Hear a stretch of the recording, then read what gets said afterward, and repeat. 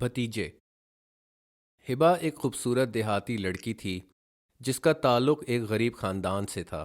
F S C مکمل کرنے پہ ایک امیر آدمی نے اس کا رشتہ مانگا اور گھر والوں نے ہاں کر دی۔ آدمی کا ایک بڑا بھائی بھی تھا جو اس سے 2 سال بڑا تھا اور اپنی دریا دلی اور تحمل مزاجی کے لیے جانا جاتا تھا۔ شادی کے 1 سال بعد ہبا کے گھر بیٹا ہوا اور تمام اہل خانہ بے حد خوش ہوئے۔ اس دن ہبا کے سسر نے بڑے بیٹے کو کہا کہ وہ بھی اب شادی کر لے اور مزید تاخیر نہ کرے۔ بڑے بیٹے نے بھتیجے کی طرف مسکراتے ہوئے دیکھا اور کہا، آپ لڑکی ڈھونڈیے ابا جی۔ ہبا کے لیے یہ سب ناگوار گزرا۔ بعد میں جب وہ اپنے شوہر کے ساتھ اکیلی تھی تو غصے سے کہا، اپنے باپ کے تمام کاروبار کو تم سنبھالتے ہو، اس لیے اس کی جائیداد پہ بھی تمہارا ہی حق ہے اور تمہارے بعد تمہارے بچوں کا۔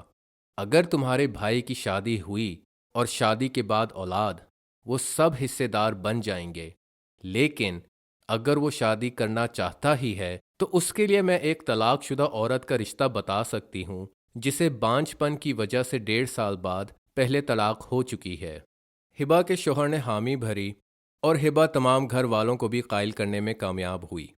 اس کے جیٹھ نے خوشی سے کہا، میں خدا کی رضا میں خوش ہوں، اور عشاء پڑھنے چلا گیا۔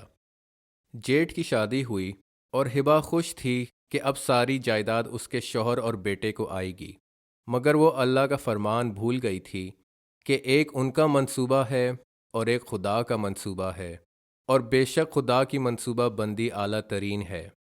ہبا نبی صلی اللہ علیہ وسلم کی حدیث بھی بھول رہی تھی کہ اللہ ظالم کو چھوٹ دیتا ہے حتیٰ کہ اس کی پکڑ ہو اور پھر کوئی چھٹکارا نہیں۔ چند ماہ بعد ہبا یہ سن کے دنگ رہ گئی کہ اس کی جیٹھانی حمل سے ہے اور اس کے جڑواں بیٹے ہوئے۔ ہبا کے تمام خواب خاک ہو گئے جب کچھ عرصے بعد جیٹھ کے گھر تیسرا بیٹا بھی ہو گیا۔ وہ سمجھ گئی اسے اپنی سوچ کی سزا مل رہی ہے۔ برسوں بعد ہبا کا اکلوتا بیٹا ایکسیڈنٹ میں مارا گیا اور اس کے شوہر کی بھی وفات ہو گئی۔ ذہنی صدمے کی وجہ سے ہبا کو ہسپتال میں داخل کروانا پڑا۔ جب اسے ہوش آیا، ہبا نے اپنے جیٹھ، جیٹھانی اور ان کے بچوں کو نم آنکھوں کے ساتھ اپنے سرہانے پایا۔ یہ وہی بچے تھے جن سے اسے خوف تھا، اور اب وہ اسے چھوٹی امی کہہ کر خیر خیریت معلوم کر رہے تھے۔ اسے سمجھ آئی کہ دھوکے میں وہ تو خود تھی جو سمجھتی تھی کہ اپنے معاملات کا اختیار اس کے ہاتھوں میں ہے۔ ہر شے پہ قادر صرف اللہ ہے، اور ہم جو چاہیں کر لیں، ہوتا وہی ہے جو اللہ کا فیصلہ ہو، اور انسان کو ہار تسلیم کرنی پڑتی ہے۔ بھتیجوں کی محبت اور عزت دینے نے ہبا کو یہ سب سکھایا۔ بالآخر دادا کی وراثت ان پوتوں تک ہی پہنچی۔ وَلَا تَحْسَبَنَّ اللَّهَ غَافِلًا عَمَّا يَعْمَلُ الظَّالِمُونَ